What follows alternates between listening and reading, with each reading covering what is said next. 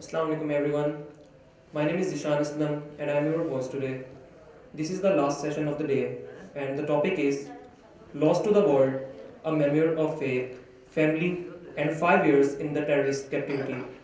To discuss it, we have Shahbaz Taseer, who is an author, and Bette Adam, a journalist.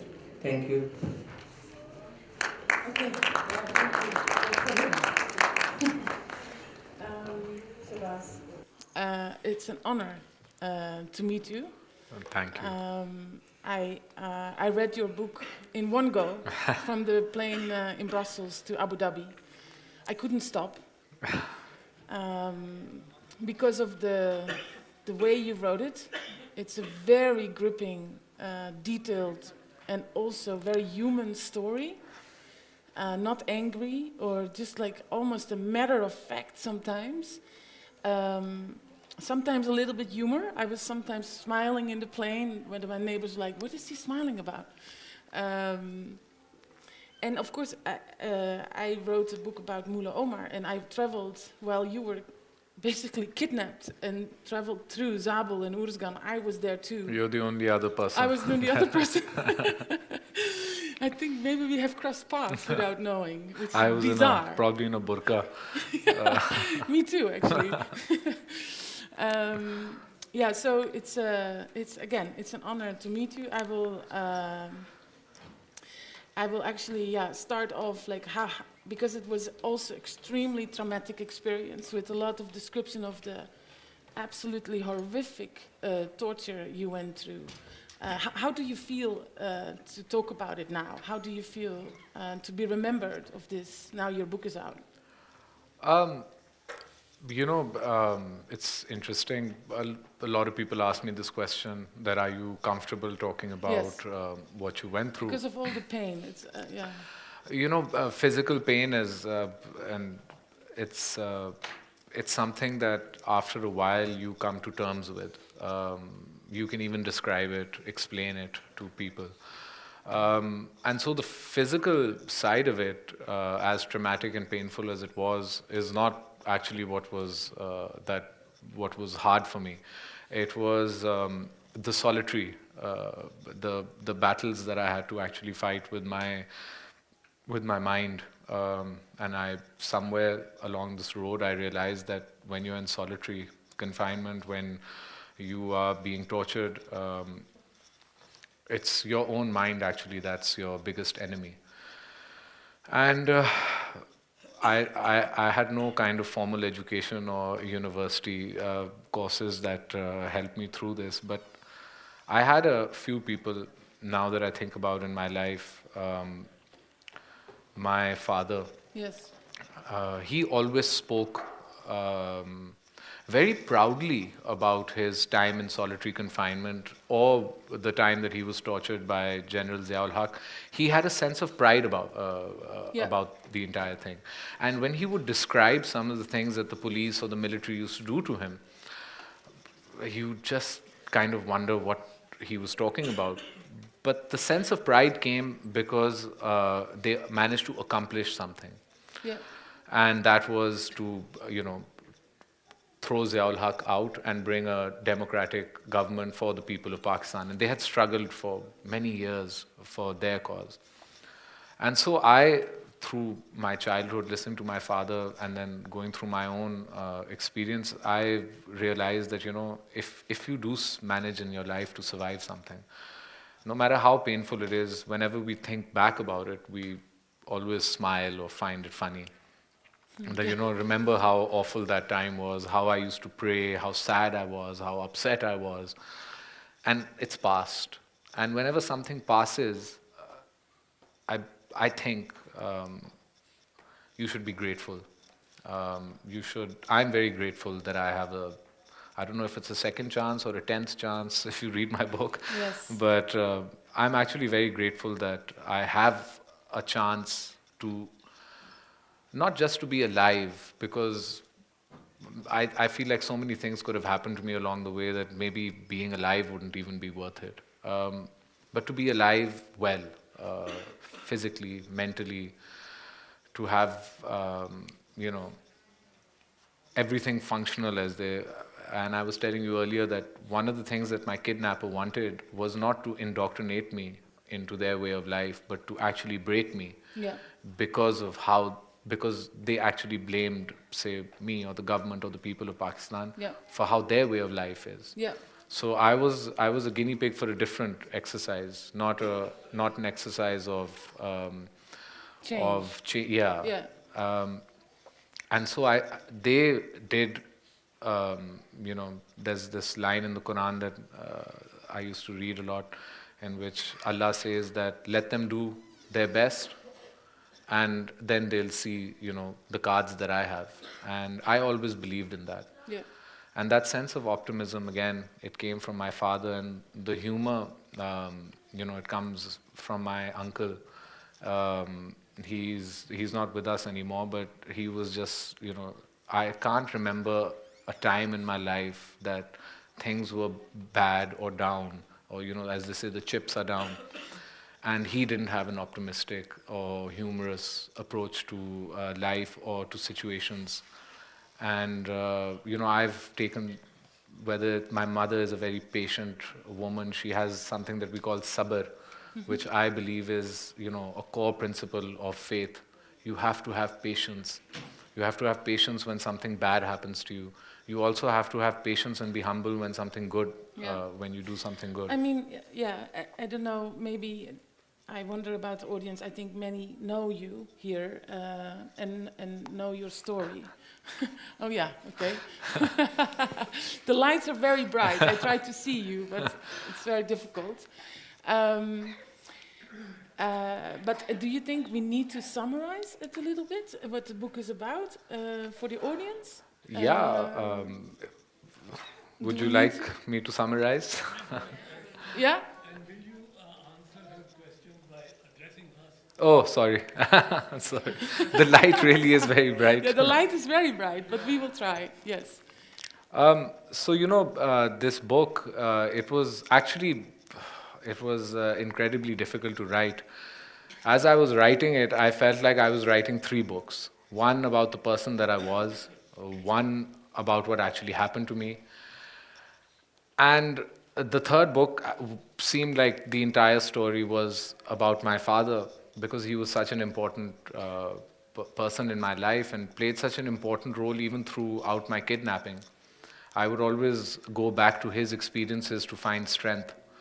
Um, and so when I started writing this, I had to, my mission was to take the reader through my isolation and through my eyes. So, it starts in Meerali, inside the jail, and then I kind of take you through this journey of how I ended up there, how they kidnapped me, how many years I stayed there. I take you, back to what happened with my father, some of the stances that he took against the blasphemy laws, what ended up happening to him because of that, the struggle that my family had to go through. And, I say my family because I wasn't there for the 5 years till I was recovered. My mother, my brother, and my sister, my aunt, my uncle had to go through this, themselves. And Pakistan was not a very safe place for us, especially after I was kidnapped, especially after what was happening to me during my kidnapping. So, it's actually just a story about the human spirit and resilience. Yeah. And not just mine, but my family's as well. And, we all, in our individual ways, fought very hard for me to, actually be here. Yeah. And we all worked very hard, even today, to stay and live here. And it's not always easy. Sometimes, the atmosphere in this country is such that one would feel a little discouraged. But I don't get discouraged about living in this country, about working in this country. I don't even say it's surviving. This is where we live. And so really what this book will explain to you is how, what Abba went through, what he stood up for, and kind of what I went through and how I survived it. Yeah. Which is, yeah, an incredible It's a bit story. morbid at times, but It is very sort big, of yeah. happy. Yeah, I sometimes skipped a couple of paragraphs because the torture he describes extremely in detail. Yeah, And I wanted to be fair. yeah, It's not easy. I know sometimes when I see people reading it or talking to me or hearing me speak about what happened to me, it's not easy. But I had to be honest, and I had to, besides the humor, besides the survival, there's also what I survived, which although I take a humorous take on it, and I have a humorous take on everything in life, yeah, lucky but you. yeah, but but it's important. It's important to know why I smile, why I'm grateful, why I'm happy, um, and also why I want to continue to live here and actually succeed in this country. Did you not consider leaving No, after? I actually have never. It's very funny. When I came back, I went to get a American visa to go on holiday, and so the lady asked, she said, "It's my job, so I have to ask you 3 times. Would you like refugee status in the United States of America?" So I was like, "No, I just came for a regular visa." So she seemed like, maybe he doesn't understand what I'm saying. So she's like, "Would you like a refugee visa status in the United States of America?" And I was like, "No, I just want a visit visa. Make it 5 years if that's okay." And she just looked at me. She's like, "Why?" The third time she didn't even ask. She's just like, "Why?" And I was like, "I just walked, from Rosgan, you would know, all the way into Quetta, and then I took a flight, and I'm very scared of flying. So I took a flight to Lahore, not so I could go to America, but so I could live in my home and, safe or not safe, but happily. And the two things aren't usually aligned. So, and I'm very happy. I love my country. I love living here. I love my home. I love my friends. I love my family. The government can do better, but Yeah. I also think the way you describe the people who kidnapped you. I don't know if you want to talk a little bit about how that developed. Huh? You first were in the hands of like almost a lunatic, right? The Uzbek guy. yeah. I think from, if you want to understand terrorism or anything that has to do with insurgency in this area, this is also advisable to read because you have seen up close like the Uzbeks first, even the divisions within the Uzbeks, then their relationship to, the role of the ISI. What I found interesting is that we in the West are raised with the idea that the ISI can do everything in Afghanistan or in the border. ISI is super powerful, and it's a very American idea of Pakistan and the relationship with the Taliban. But they were nowhere to be seen, I felt, when I read your book. See, the thing is that there's a big misunderstanding. The United States and the Pakistan establishment Yes. worked together Yes. to defeat the Russians in Afghanistan. Yeah. They did so by arming and funding and housing and training the local Yep. freedom fighters. It's Yeah. important because at the time They were they were freedom under fighters. Russian occupation, right? Yeah. So these were not Taliban at that time. No. They were Afghanis who wanted to fight for their freedom. Whereas a lot of Afghanis, by the way, the Northern Alliance and even the Russians had come all the way to Kabul. So a lot of Afghanis were okay with the invasion as well. But the ones that were fighting were funded and armed and trained by the establishment here with the blessings of the US Yes. establishment. What happened after 9/11, Yes. I think, I always say this, I've actually never met anyone who can tell me that I understand how terrorist networks, groups, and the Afghan Taliban, ISIS, and these umbrellas work. TTP, yeah. Yeah, the TTP. Like, the TTP and the Afghan Taliban are not the same. No. One is you could say, a terrorist. If you want to call the Afghan Taliban terrorists, you have to call them a terrorist government. You cannot call them a group. They're just too big to be called a group. They run, 80% of Afghanistan. And they run it I'll tell you a small story. When I escaped from Uruzgan, which is kind of near Mazar Sharif in the middle of Afghanistan, I was with 9 Taliban fighters on 5 bikes. I was the 10th. Throughout that journey, we went through the same province or another province. We went through 4 provinces on our way to Pakistan and even in Pakistan. They never paid for food. They never paid for fuel. Everywhere that they stopped was a parchi. I don't know if you guys understand a parchi system. It was a slip, Yeah. a signed slip that the shopkeeper would keep. And the promise was when the amarat is restored, we will pay you back. Which, if you're, for example, I am Western educated, if that's, I cannot believe this. It's mind-boggling. I am a businessman as well. I would never give you money with your promise of returning it one day when your khilafat comes, especially knowing that it's the Americans who are fighting you. It's just absurd. But the people of Afghanistan believe this. And they ran this Parchi system for, God knows, 20 years with the Americans. The Afghan Taliban are from, the mud houses in Afghanistan through the smuggler routes to the professional, to anything, is their tentacles are deep inside Afghanistan. So how they operate and how the TTP operates, or how Al-Qaeda, which is more, say, an international group, how they operate are completely different. And I always try to tell people that, you have to understand how these rogue groups operate. Like the Afghan Taliban have never carried out an attack against Pakistan, right? Other groups have carried out an attack that are under their umbrella, but they haven't, sorry. Yeah. And the reason that they haven't done this is because there are 1 million Afghanis on the border between Pakistan and Afghanistan.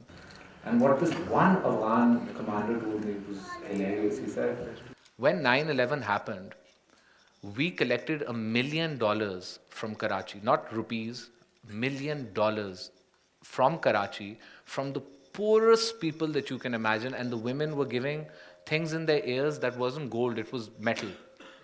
We were collecting things that had the value of metal and scrap, and we managed to collect $1 million. Why would we bomb and, I was telling you about the hand that feeds us, Yep. right? And so they operate on a government level, right? They're like the umbrella, and then all of these groups operate underneath them. And they never claim, they never accept publicly, they never accept them, and they never accept their bayat. But if you live in Afghanistan, you have to live under the Afghan Taliban. You cannot survive there, even for a day. Yeah, so maybe it's also interesting to tell a little bit about your your forced relationship with this Uzbek, my very small group, I would think, Yes. that were first on this side of the border, who kidnapped you from Lahore Central and brought you. So the Uzbeks, they have a very old relationship with the Afghan Taliban. They are the frontline fighters. And if you speak to people in the intelligence in Pakistan or even in the US, intelligence people, they will tell you that they're barbaric. They're not just frontline. They actually came up with the concept of, suicide bombing in marketplaces and public spaces. Hit them where it hurts. They gave the fatwa for beheading American and Pakistani soldiers. Like, it's okay to do this. And in order to give a fatwa, you have to have daleels. So you need muftis, and they have trained muftis that actually give these fatwas of how far you can push. And I mean, obviously, if you've got a fatwa to cut a head, then pulling out someone's nails is not a big deal. So the Uzbeks are actually considered the most violent and the most barbaric of all, of the Arabs, of the Chechens, of the Turks, of the Central Asians. And they also had this misplaced sense of ownership over the subcontinent, because they used to say that Babur is not Indian. We came on 600 horses and conquered your entire country. You are Buddh-parasts who were forced to become Muslims by our sword. Not by Arabic swords, not by Turkish swords, but our swords are what made you Muslims. So they had this sense of ownership, which actually, because I've been to school here and I've studied history, I've never heard this. Ownership over this part of the world. And that also breeds violence from them.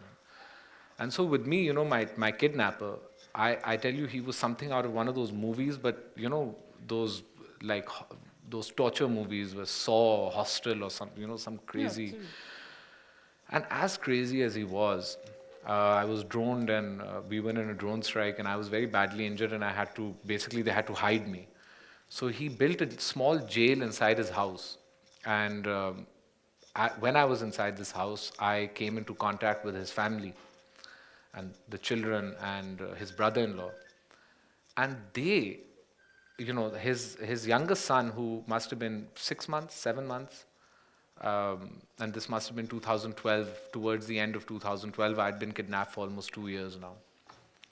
And when that baby, babies are very unique. They don't really need to do anything. They could just do something and it would make everybody smile or laugh. And so this child just did something childlike. And I laughed, and when I laughed, the first thing that hit me was that I haven't laughed in 2 years. I haven't even smiled in 2 years. Before that, you were in complete isolation. Complete isolation. Yeah. And that was the first time you saw I saw child. humanity. It Yeah. was my first, after a long time, my first contact, as they say, Yeah. with humanity, because actually the people that I was living with, and I say this, sometimes it might sound like I'm, kind of making a case for the Afghan Taliban, but like I was telling you, I fundamentally disagree with everything that they say. So it's not, I can never be a friend to them. I fundamentally disagree with their concept of everything. So whether we refer to them as a terrorist government or group, for me, they fundamentally, their ideology is not workable. And in the same manner, the Uzbeks were barbaric. There was nothing that I could find. But Except here with there's this child, with his wife. You had a bit of his a, mother-in-law. yeah. So at the height of my torture, and they say that you can find mercy in the darkest places, and God's light can touch you when it's just when there's nothing there. And you have to understand how women live in these structures. They don't live how we are used to in our societies. Over there, they live behind a parda. Their voice cannot be heard by a na-mehram. A na-mehram is someone who's not their father, brother, or husband, or son. The first time I saw that, I was blown away. And even for me, I live in Yeah. Pakistan, but it's such it's a concept that I don't understand. And at the height of my torture, they actually, they used to make these Hollywood-style videos, and they used to think the more dramatic the video, the more Shahbaz's mother will be inclined to pay this absurd ransom. So it started off, I like to say simple, but it started off with lashings. They used to lash me 100 times a day, and if any of you have had the luxury of going to a police thana, I don't know, you all look like decent people. But they use something called a chittar, which is the skin of a cow, I believe. And the reason that they use it is so that it basically destroys your nerves, but your skin, so when they present you in front of a judge in the morning, they're like, we didn't do it, this is not us, right? And the guy can't stand. So they used to, 10 or 15 is all they have to do in a thana. And if they hang you upside down, three hits, and you will actually confess every dark secret of your life. And I had no secrets to confess, I just had to go through 100. And I had to go through 100 every day for 7 days. And every day they would send my mother this video. And they would ask her before the next lashing that, have you seen each lash? Not forwarded. There's a message after every 10 or after every 30. What was the message? So that she couldn't fast forward. And so, as I say, it started off simple. And then they took all my nails out. They sewed my mouth shut for a week. They starved me. They buried me in the ground for 12 hours at a time up to my neck. And only when I came back, I was watching something on the BBC with my mother. And they said that, if you are buried up to your neck for 6 hours, you can have a cardiac arrest and die. And I just think I'm lucky I didn't even know about that. And they did this to me, 3-4 times. And they made my mother watch 12 hours of this. So each 12 hours, she had to see it. She had to tell them what she heard, what she saw. And in the end, they also took blades and they carved my entire back, carved it. And every day they would carve 10 or 20 lines and they would send it. And my aunt Tammy is here, my khala, and unfortunately, the only people who could watch these videos were her and my mother. And they've themselves have been through an awful experience. And then as these videos, they would just keep getting disappointed, why are we making these unbelievable videos of pain and then the mother is just refusing to pay the ransom.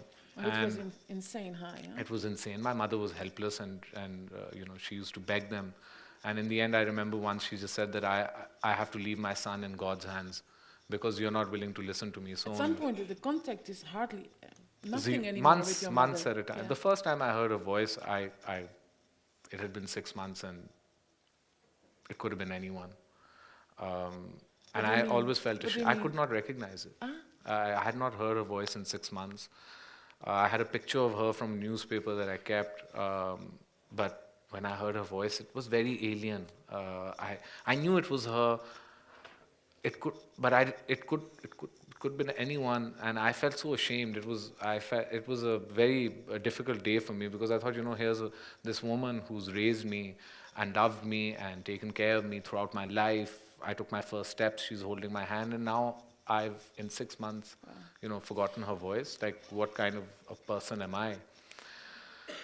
But it was difficult. But that's what isolation does. It's your mind becomes your worst enemy. So besides forgetting her voice and these videos, six months of no contact, the last thing that they decided was they were going to cut flesh out of my back and send this video.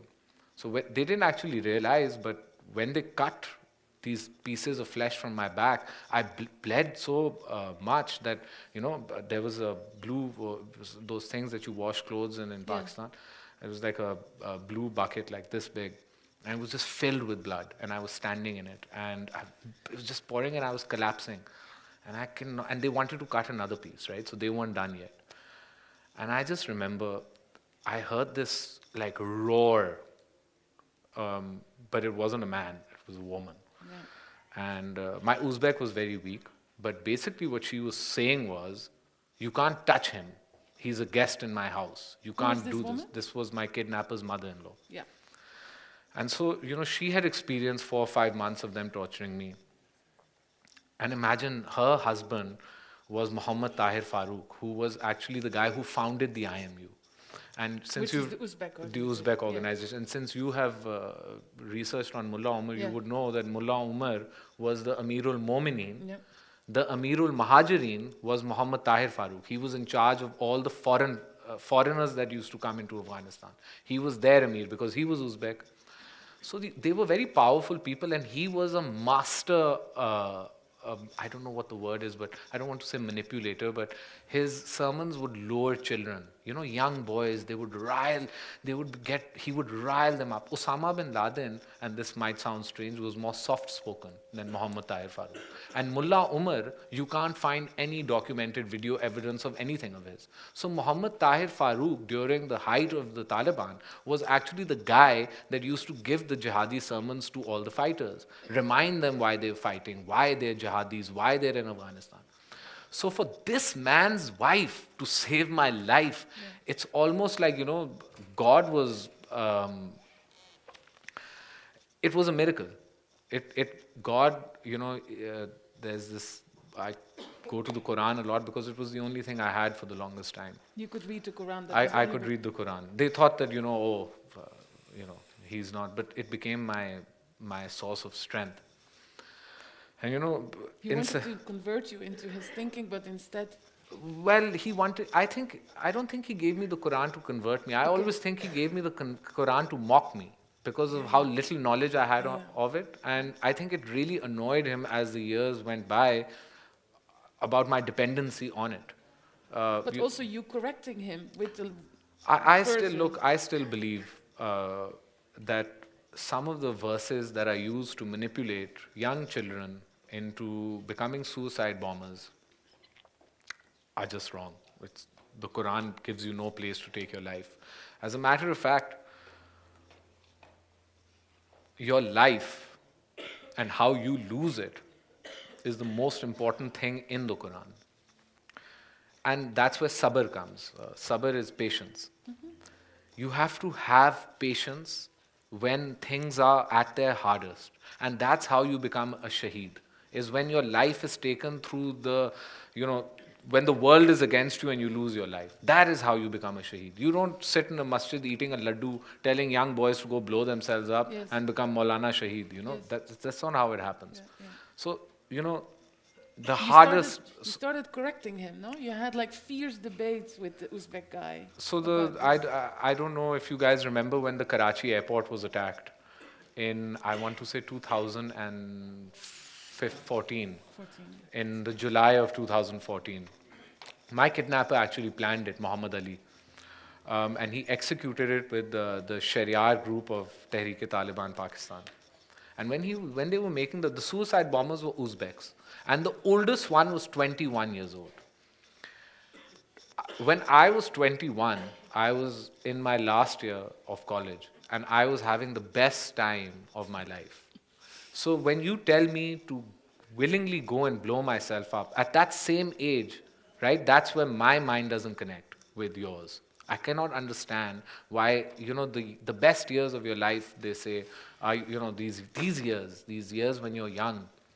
And these kids are willingly, they're going to tie these jackets and they're going to go and they're going to blow other people up, and it's all with this, forget the promise of the afterlife. It's literally how he's manipulating them through the text of the Quran. So I was, because I was with their istakhbarat, their intelligence, I was sitting, now things had gotten, it had been 3 years into my kidnapping, so I was actually sitting in the markaz, their compound, where this was happening, and he read an ayat from the Quran, and I just heard it, and I looked at the kids, and I was like, he's lying to you.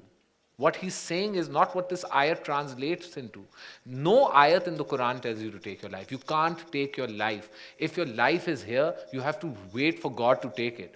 Otherwise, it's suicide. And suicide is only punishable one way. It's written in the Quran. If you take your life, it's not written suicide, it's not written khudkushi, it's not written anything like that. It's just written, if you take your own life, it's hellfire for you. And why? The first shaheed was a woman in Islam. Who was she? She was a poor woman, an old woman. She converted when the Prophet first brought the message.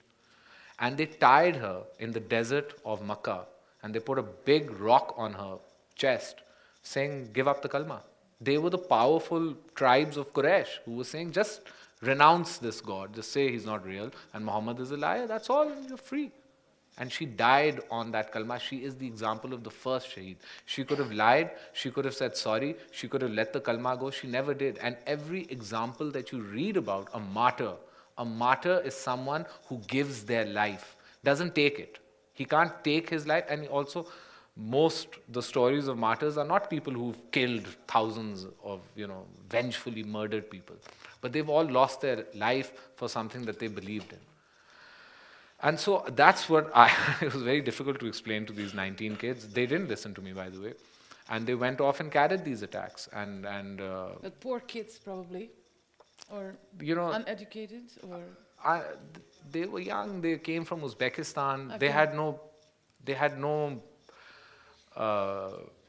didn't have an opportunity to a better life, which I think some of us maybe take for granted. But they didn't have this opportunity. And so the only thing that happened to them was getting lured into this web, which I say is a web of lies. I feel like the Quran and Islam is so peaceful. It gives you hope. It can never tell you to take a life or to give yours, because it's a book of hope. Surah Quraysh, which comes right at the end, the Quran is compiled chronologically, but in that, towards the end of it, in Surah Quraysh, God asked the Prophet, he's like, do your eyes feel sukoon, as in, are you at peace with what you see? And what was it that he saw? Years of trials and tribulations, and now finally he was conquering Makkah without a single drop of blood. And that's when Surah Quraysh was revealed. And they asked him, they said, do you have sabr now? Do you see where your trials have led you? Your sabr has brought you. Everything. All the promises of God were real. And then his companions, who he told, I was telling you fundamentally why I disagree with the Afghan Taliban and their version of Islam. is because Hazrat Umar bin Khattab was the second Khalifa, but the first companion of the Prophet to actually go and conquer what we today know as Israel and Palestine and as Egypt. And when he conquered Egypt, he went there and he saw the pyramids and he saw all the statues and he said, "Don't touch a brick. This is human history." And if you look at Egypt's history and you study European colonialism, you study anyone who's ever conquered Egypt, you go to Rome, there's an obelisk there. You go to Paris, there's an obelisk there. You go to Washington, there's an Egyptian artifacts stored in every museum, but not one in Makkah. And they ruled over them longer than any of the Europeans or the Americans or anyone. Because he said, this is human history. So when the Afghan Taliban blew up the statues, and they were very proud, they said, "Hum but बेचने वाले नहीं है, बुत फाड़ने वाले हैं." So I was like, so you're not from the people of Umar bin Khattab, right? Because वो ना बुत बेचते थे, ना बुत फाड़ते थे. They used to preserve history. It wasn't, they didn't say preserve Islamic history, they said preserve human history. In history, there's experience, there's a lesson for everyone to learn. And it'll bring you towards us when you realize that we are an open-minded religion. We are an open, some of the greatest astronomers. I don't want to get into my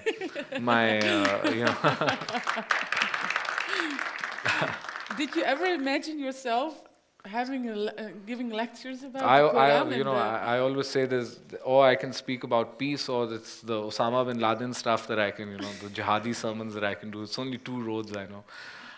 No, but the thing is that I feel like people don't speak about my religion or my people in a positive light. They think it's backward. It's Islam is a bit scary. Muslims are a bit. Yeah, you in your book you talk about your trip to America. How terrible that went when they took you after 9/11 from the plane. So it's hilarious for me. It's so I was kidnapped for being a kafir by the Taliban, and then I was actually arrested by the FBI for being a Taliban. I should write a book about that as well, by the way. You're a very good writer, so I would definitely encourage So they arrested me on suspicion of blowing up an American Airlines plane.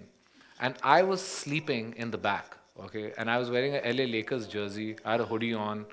And, I'm very laid back. I'm very far from being a terrorist. And so I was arrested and taken into this FBI safe house and questioned. My father was the serving governor of Punjab at the time. So, they're like, "Do you have bombs in your plane, in your bag?" And I was like, "Look, my father's the serving governor of Punjab. You made a bad mistake." And they were like, they thought about it. They realized they'd made after hours and after hours. So actually, your father could be the prime minister of Pakistan. But if you are picked up on suspicion of terrorism, you will spend 6 hours in detention without anyone questioning you. And if your father isn't the governor or the prime minister or the chief minister, imagine if you have a false accusation on you, you could be shipped to Guantanamo Bay. There's an engineer who's coming out of Guantanamo Bay now after 15 years of illegal detention. A common Muslim doesn't have a lot of value in immigration lines or in homeland security investigations or on suspicion of terrorism. Your education, your background, who your parents are, none of these things matter. And, that's why I feel like I'm really one part of my story is that I'm very lucky to be alive. Yes. And I talk about my father and his struggles because it's very important to always keep his message alive. And then the other part of it is, that I survived, and there's something nice about that, and you get a good feeling from the book. But I have a responsibility as well as a Muslim and as a Pakistani. And that responsibility is to always explain that just because something has been manipulated doesn't mean that everyone who follows it is a bad person. And I really feel that religion, not just Islam, but throughout history, they've been manipulated to cause wars and to cause human beings to fight each other. And so each one of us should just do our best to bring out the peaceful aspect of being a human, actually. Yeah, this one, and then we go to the questions. But on this note, that other guy who was with you in the house, who was on one hand cutting your flesh out of your back, Yes. and then after years of isolation, introduced you to the radio. Yes. The radio was my other miracle. And then Um, he's not only the radio, he started listening to you, and you figured out that you were both huge fan yeah, of Manchester United. that's another miracle. That's I mean, In just all imagine of finding a Man United Uzbek terrorist it's a 1 in 7 billion, and I always believe But Allah you sent. sorry for interrupting, but it was interesting to see how you managed to walk this very fine line of this person who hurt you so much. And by the end, when you're in Uruzgan and you can leave, miraculously because the Taliban has intervened, the Afghan Taliban, and you have your main captor is dead by then, shot to pieces by the Taliban completely, and then that other guy, the Manchester United guy, is still alive, and you see him, and you can walk away, and what do you do? So he was with me for 3 of my 4.5 years in Yes. captivity, and A long time. it's very strange. But we listened to 3 seasons of Man United games. That's a game 3 times a week, twice a week. And the way that we would listen to the games, because it's a gunnah for him as well.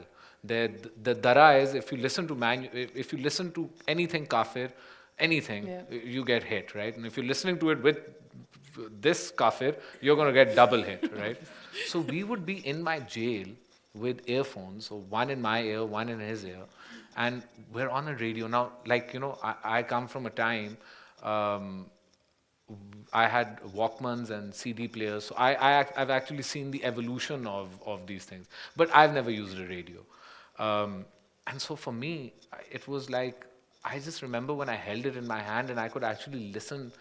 I could hear the Stretford end in Man United, and the fans were singing, and the commentators, and the players' names. And I just thought, and I was in a very dark place at the time. I had just recently come out of my solitary and gone into my kidnapper's home. And I just thought, Allah has been merciful. He somewhere in this entire earth, he felt that lonely guy over there, he needs a break. And he sent me an Uzbek fighter who grew up in Manchester, who was a Man United fan. I just, it doesn't even sound real. But we listened to I actually heard Man United win the league. So, I was telling you about how the kid made me smile, but, I was, in partying, like I was dancing silently, him and me both jumping, but not a sound. We couldn't, it was insane, this experience, because if anybody heard us, I don't know what would happen to me, but, we'd lose it would be hard.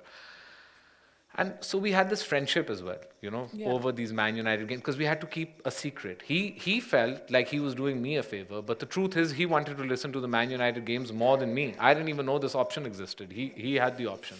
By the way, we also saw a movie, which is not in the book, Wolverine, Silver Samurai, in Urdu or Hindi, and I translated it for him.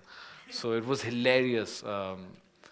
And then when I would be tortured, he would actually give the tools to my kidnapper, Nahun. When they pull my nails out, he'd give the plas. When they cut my flesh, he gave the knife. He heated the knife, But when I was leaving that jail, and I'm going to bring you back to my father.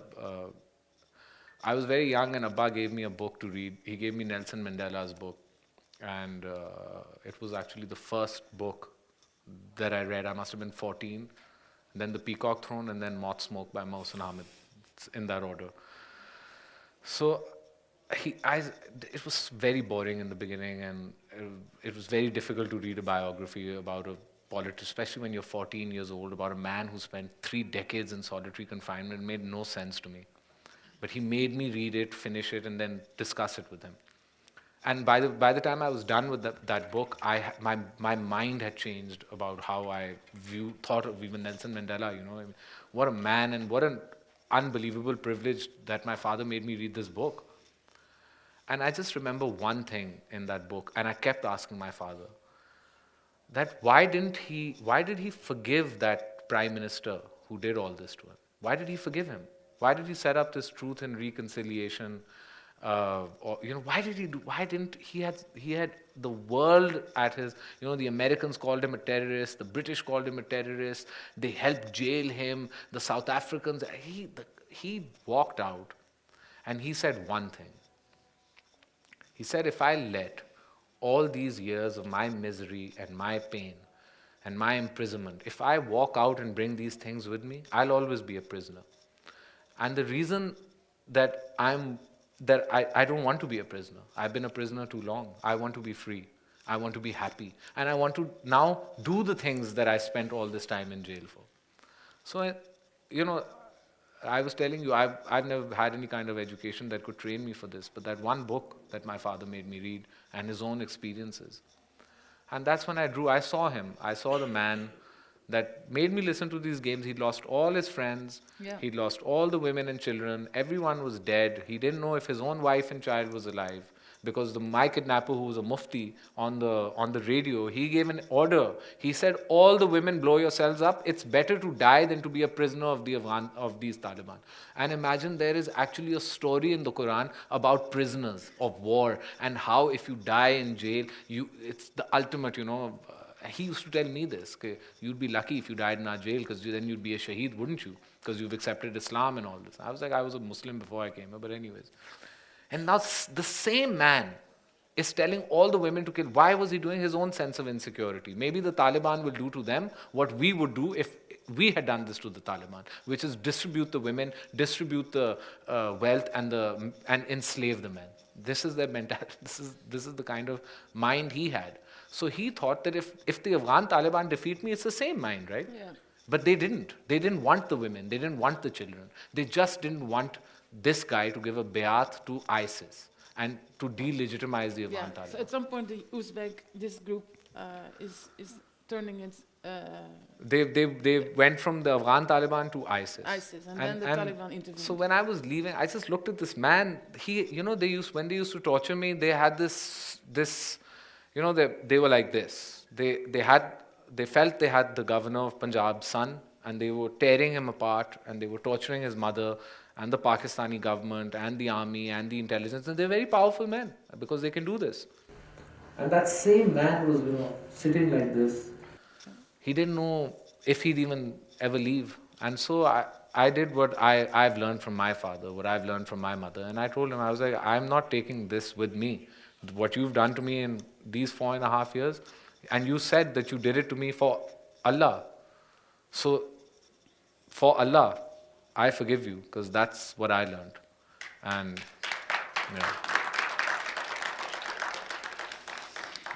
Shall we do questions? So, yeah, if you guys like. Because we have 15 minutes. I think there's... Of course. The microphone is coming to you, I think. No, I can speak. I belong to the Hazara community residing in Quetta. As you know, that Hazaras are also residing in the central part of Afghanistan called as the Hazaristan, which is the areas in Mazar Sharif, yes, Kabul, Uruzgan, and all other. And you know that Hazaras are very progressive. Yeah. They have the 100% literacy rate. Previously, when the Taliban was ruling in Afghanistan, the community that have been most affected was our community, Hazara community. Now the history is repeating itself in terms of the education, economic situation, as Taliban has stopped them from getting education, especially our women, and they are also grabbing their land as well. So in this regard, as I myself is a social media activist, so I want some suggestion from you. As you have passed a part of your life with the Taliban, you know much more about their concept. And the Taliban has one slogan for us, that Uzbek for Uzbekistan, Uzbek will go to Uzbekistan, Tajik to Tajikistan, and Hazaras to Goristan. Goristan means graveyard. And it means they want just that Hazaras should be murdered, and genocides are going on in Afghanistan since the Taliban has come again. So if we talk about its positive side or solution regarding this, what you suggest the other communities will cope with them because they are extremists.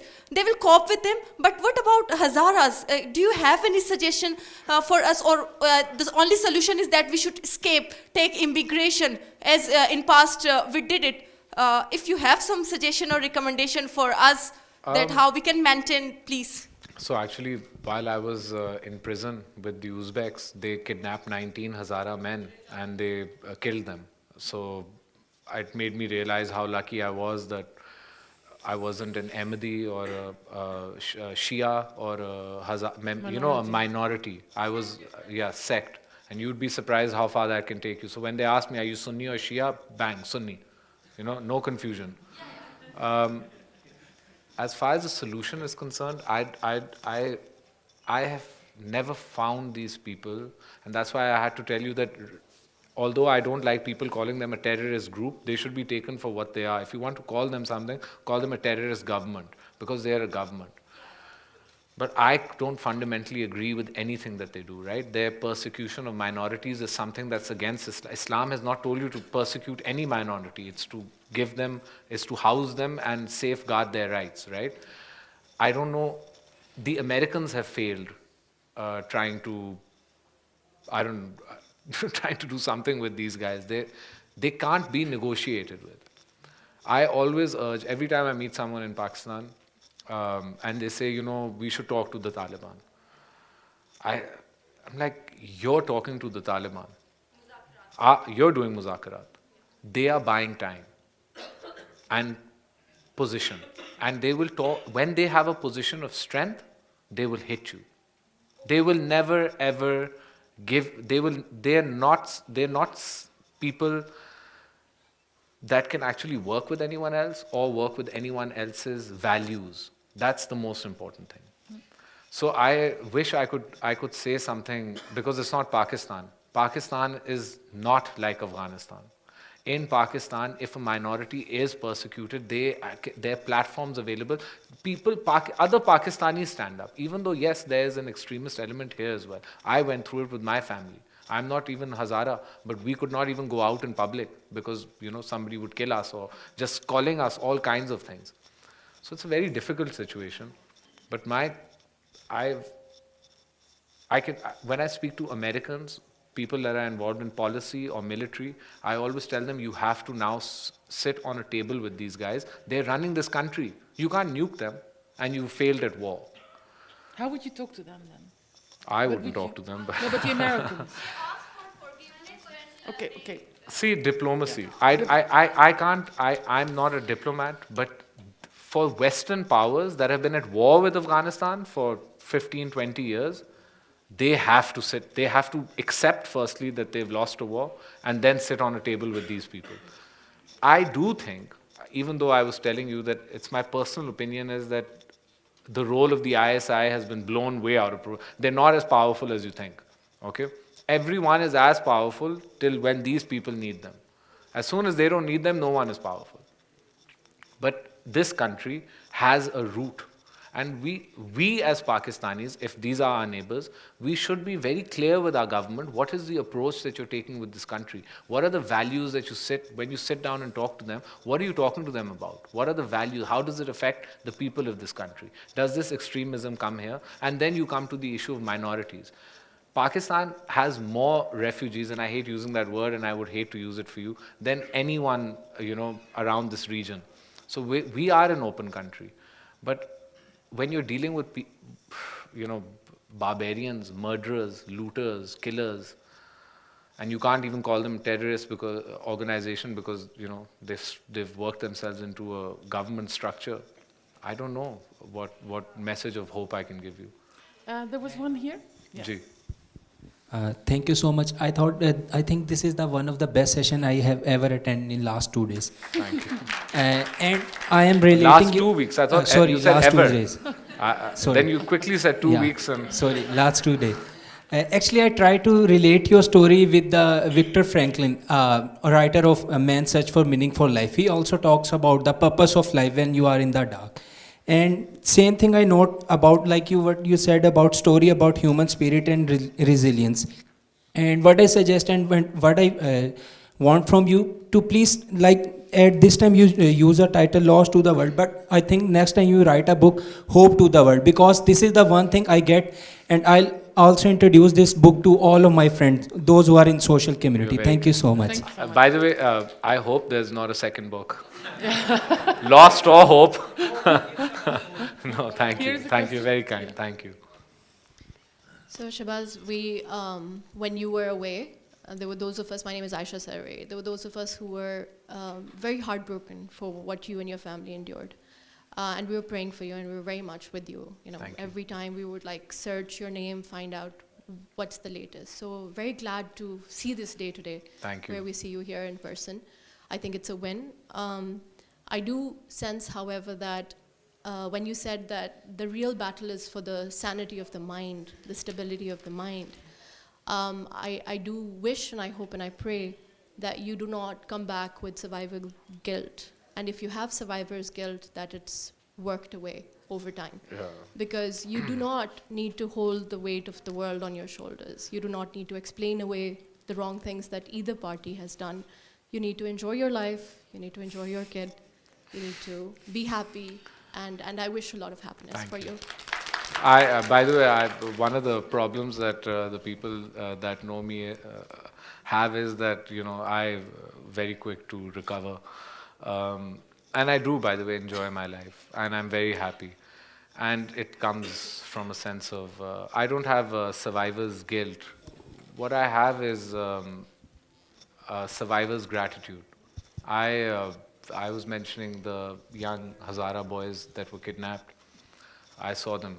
I didn't see them directly, but I saw them. I know that they were killed. Also, the young 19 boys who went to Karachi airport to blow themselves up, they were also pawns in this game. Aya Jan, who was my kidnapper's mother-in-law, who saved my life, I saw her murdered in front of my eyes, and all the children, and my kidnapper's wife, sister, his brother-in-law, who actually I would call my friend, his wife. I saw, you know, death and unfair. And maybe the people that deserve it, we think people that deserve it. I, in the end, just thought that, you know, it's such a hard thing for human beings to have this death, destruction, war. We're not made for this. And so the only thing that I do have after that experience is I'm very grateful for the people that I have, my family. 3 of them are here. So,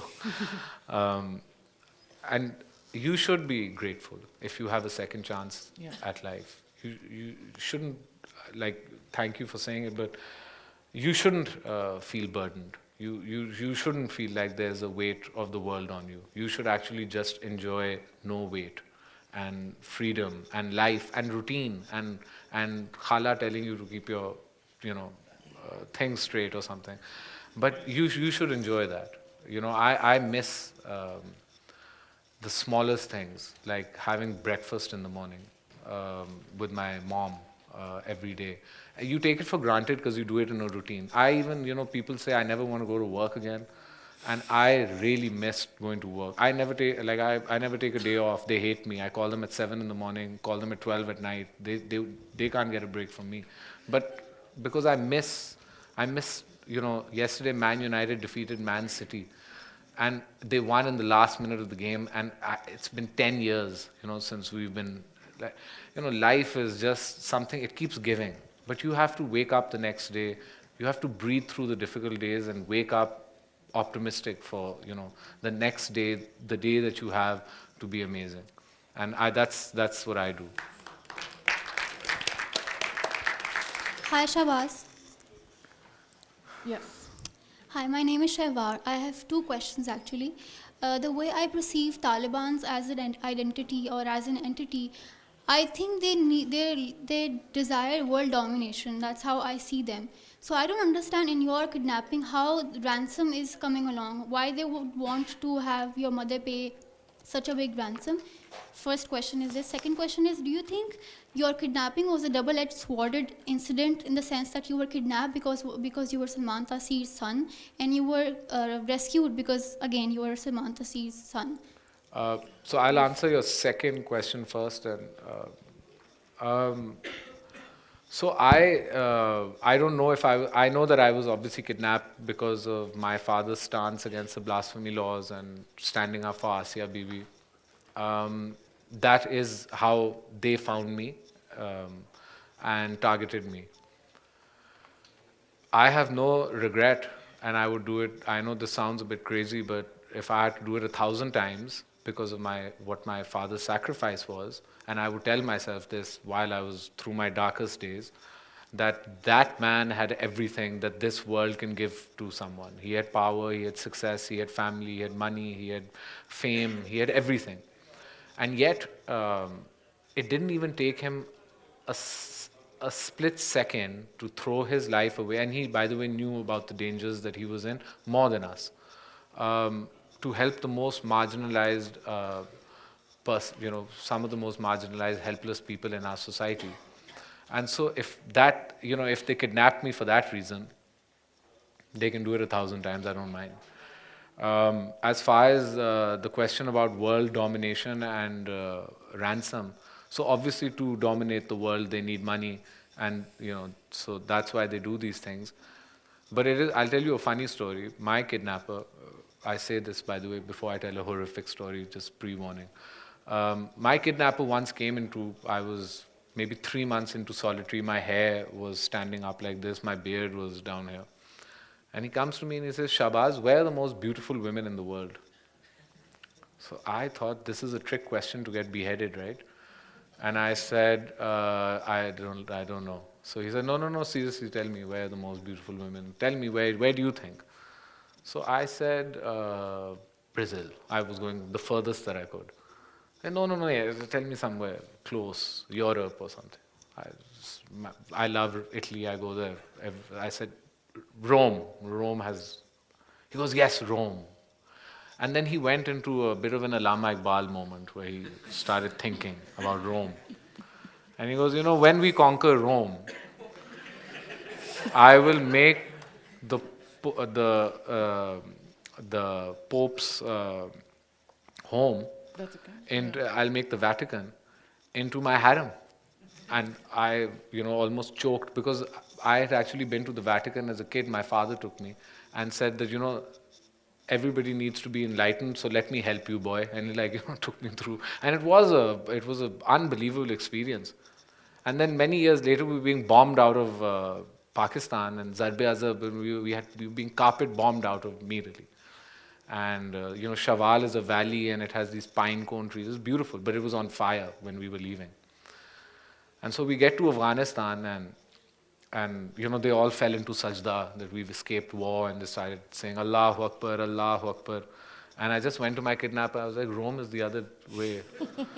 So, their world domination sometimes falls flat on its face.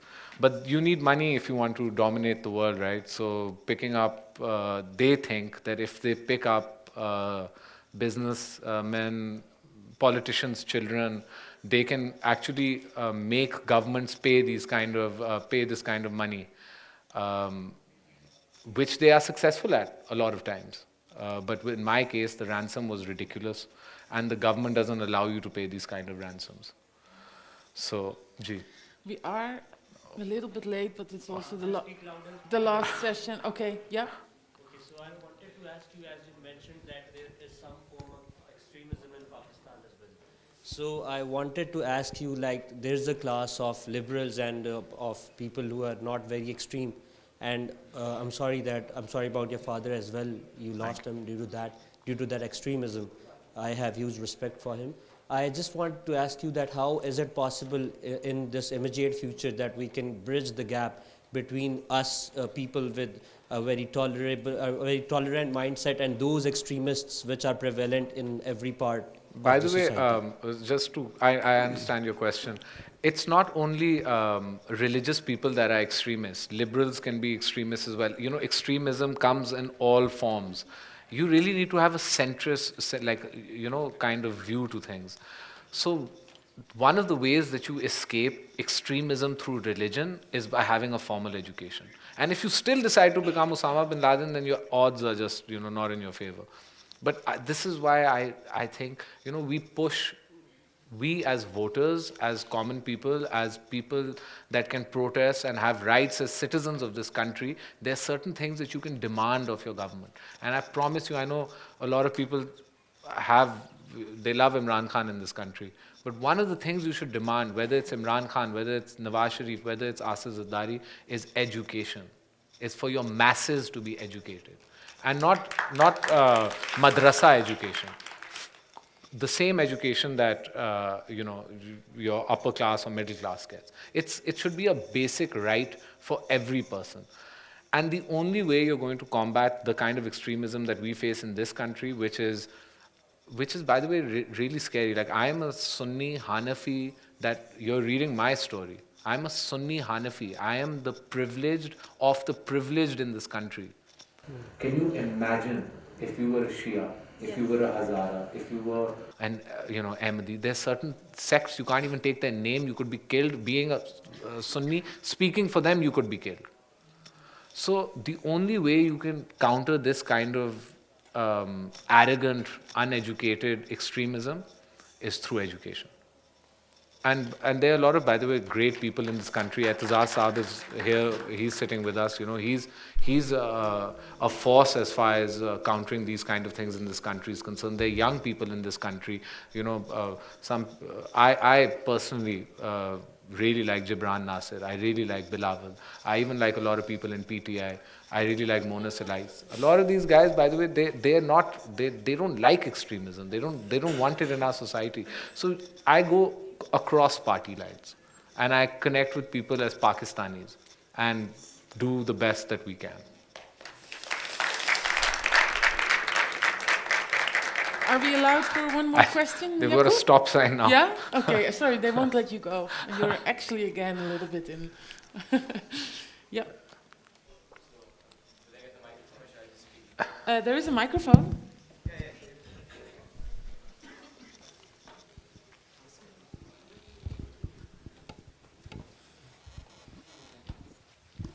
So then again, as previously mentioned, it was a wonderful session. Thank you. Before coming here, I watched Muru's podcast. Oh, that's not a good example. You mentioned Peter there. Could you just enlighten us about Peter? Sorry? You mentioned Peter there, the spider. Yeah. Oh, the spider. So could you just tell us about him? I think it's a really... Already? I haven't. It's the podcast. Yeah. It's in a podcast. So Peter was my friend. I was lonely, I had nothing, and spiders make very intricate webs. And one of the crazy things that I dealt with, being a privileged person myself, I realized that for the first time in my life, I had no control over the temperature because, garmi lagti hai AC, sardi lagti hai heater. So we never feel temperature, right? And that's one of the first things that hit me was how hot it is and I can't do anything about it. And the second thing was mosquitoes. And they used to come in a swarm in the evening. And I had a chadar that I would just put and I would just start praying because the sound it was deafening. And a few of by the way, the things that I brought back with me, one is an aversion to mosquitoes. I cannot take the sound. I, become a Taliban in 1 second. And the second thing is, I've worked very hard on it, but whenever a plane flies, I duck, right? Because I'm used to running from bombs. So I had to actually work hard. I live in cavalry ground, so at night, when a plane is going to jump out of bed, and, everyone's like, you're fine, this is not a war zone. So, Peter, in this dark place, became kind of like a little hope for me. The mosquitoes would get stuck in the spider web. So if there were 1 million mosquitoes coming and 100 died because of Peter, that's the best anyone could do for me. You know what I mean? So that's why he was my only friend. And if I could ask a follow-up question, if you'd allow me to. Ji. So all of the traumatic experiences you had, And after that, when you came back to Lahore, how was that? How were you adjusting to everything, your friends and your family? And Very. it would be very hard No, it because was very easy. That's the easy part. Getting here was difficult. No, I think again it comes to that sense of gratefulness. I'm so happy. You know, I have the most wonderful family, and so I really miss them, even if they didn't miss me that much. But the adjustment, maybe, like, You know, adjusting, it's like anything. You know, the first time that you go to college, it's like this alien experience. You don't know anyone, and it's weird, and you don't know what to do. Yeah. The first time you start working, the first time if you go to a new school, it's like any other thing that happens in your life. It's a new beginning. It's always going to be difficult. Life is very difficult. There are more downs than there are ups, right? But you have to celebrate the ups so that the downs, like the struggle to get here, and here is for everyone, it's different. And like for me, it was to have my routine and my life back. Normalcy. I just wanted normalcy. I didn't want anything. I didn't want to be like anyone. I don't want to be like anyone. I literally just wanted my routine back. did you change in any way? Like, if you have to I don't know if I can answer that. I think, you know, people that know me would answer that better. I'm more grateful. I think you take life for granted. We do, because, you know, it's the way we are. And there's nothing wrong with it. But I take a minute out and I count my blessings, and I'm very grateful. And that's, I don't know. Like I said, simplicity, normalcy. This is what I wanted. Ji. Thank you. Second, my question for you is that what do you think is more to have? I mean to say, like, what do you think is more precious for you? Either it is your luck, or either your mental stability that is after the trauma. I would suggest you and hope so you would do that. You should have some type of sessions for the post-traumatic stress disorder people. And if you, I'm really very proud of you, and I think you can give hope to so many people, and so much hope that it would help us to make a world better place. Thank you. Thank That's you. very kind of you. I think, maybe really the last one, but that's really the end. मैं एक question जो उर्दू में करूँगा In the वो microphone. ये है कि एक तो ये चीज़ कि इस रियासत का, इस रियासती अदारों का, यहाँ पे जितने भी आम लोगों का कत्ल हुआ है, जिसमें ऊपर आप नीचे से लेके ऊपर जितनी भी क्लासेस के इंसान हैं, उनका आपकी किडनैपिंग में है, सलमान तसीर साहब के कत्ल में है, वो कितना हाथ है ऐसे इस्लाम को फैलाने में जो कि इंसानी कत्ल बना। जैसे बाजवा साहब यूरोपीय यूनियन की कौंसिल में जाके कहते हैं कि वेस्टर्न यूनिवर्सिटियों से जहाद का लिटरेचर आया और पढ़ाया गया। तो सेकंड वन के आपकी जो किताब वो इंग्लिश में मैंने पहले देखी, मैंने कहा होप तो डिक्शनरी के साथ रख के फिर खरीदने पे पढ़नी, मेरी आई होप कि उर्दू में भी उसकी ट्रांसलेशन हो तो वो ज़्यादा बेहतर है। अब तीसरा क्वेश्चन भी कि आपको क्या लगता है कि हमारे यहाँ पे जितने मदरसा चलते हैं वो किस बुनियाद पे चलते हैं? वो ज़कात और वो सदका, और वो बच्चे कहाँ से आते हैं? उन गरीब घरों से जिनके पास स्कूल की फ़ीस जर्सी या यूनिफॉर्म देने के लिए नहीं है। तो क्या ये जो एलीट क्लास या अपर मिडिल क्लास जो अपने एक सर्कल में ही रहती है, क्या इस पूरी या सो कॉल्ड सिविल सोसाइटी जो लिबर्टी चौक पे इकट्ठे होके या कुछ 2-4 इश्यूज़ पे निकल आते हैं, क्या इससे बड़े जो ये हमारे जो क्लास जो स्ट्रक्चर है, इसके जो मसले हैं, क्या इनको रिजोल्व करने से क्या आपको नहीं लगता कि बेटर एजुकेशन जो है वो फिर मुमकिन होगी नीचे तबके तक, तब ये मसले जो है ये दहशतगर्दी के या जो एक्सट्रीमिज्म के जल्दी हल होंगे? Should I answer in English? So, the first thing, right? I don't know what the involvement of the idaras or you know, the intelligence or the military establishment is, but everything happens because, you know, it's allowed to happen, right? You have a big madrasa system in this country. It's not come out of nowhere. each and every one of us, regardless of class, has helped this system, right? Also, don't forget the madrasa system in Pakistan, regardless of how we feel about the people that come out educated from it, is also the biggest source of housing and food and all kinds of things for these young. There are a lot of orphans, a lot of children that have been, left by their parents, and then their adults as well that are part of this system. So you have to look at it like that. It's not come because one class has ignored the other. This is how Pakistan has been working since it's been created. And our establishment has used some of these groups, not the Tehreek-e-Taliban Pakistan, not the Lashkar-e-Jangvis and all. They've used certain groups in their proxy wars with India, but not these groups, not the ones that are fighting a war against the Americans in the past. This is why I say it's very important to split everyone and realize which umbrella they come under. Like Lashkar-e-Taiba, right, is not the same as Tehreek-e-Taliban Pakistan. And also whatever operations they carry out or don't carry out, it's structured, right, but not with the Tehreek-e-Taliban Pakistan. Their madrasa system, their fighting system, their zakat system, it doesn't operate with any state machinery, right? They kill with impunity and they don't come under your adaras. This is very important for us. We should blame the military, we should blame our government, and we should blame our policy makers for a lot of things that are wrong in this country. But we also shouldn't put things on them that they, maybe, yes, because they allow certain, but millions of children go to madrasas. Are there millions of jihadis? No, right? So can you completely finish the madrasa system? It is the biggest source of housing and food for a lot of poor people in this country. So would it necessarily be in the benefit of the poorest people in this country or for the middle and the elite class to ban these, right? So whenever you talk about these things, you want to change structural things, you want to promote education, you have to work with the idaras and the government, but your civil society, your educated people, they all have to step forward. And let me tell you something.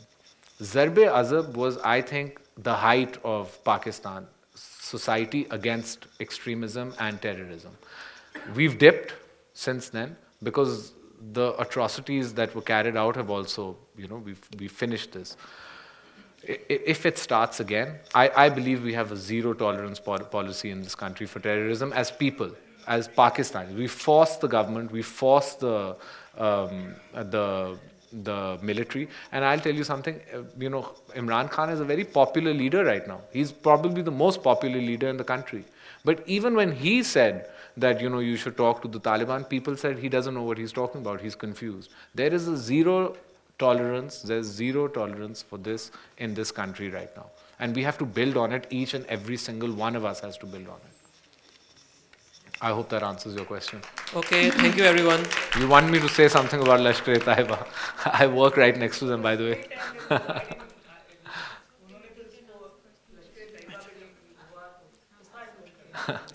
It's time. Okay, thank you everyone. That will be all. Thank you so much. Thank you. Thank you. Allah Hafiz. Thank you.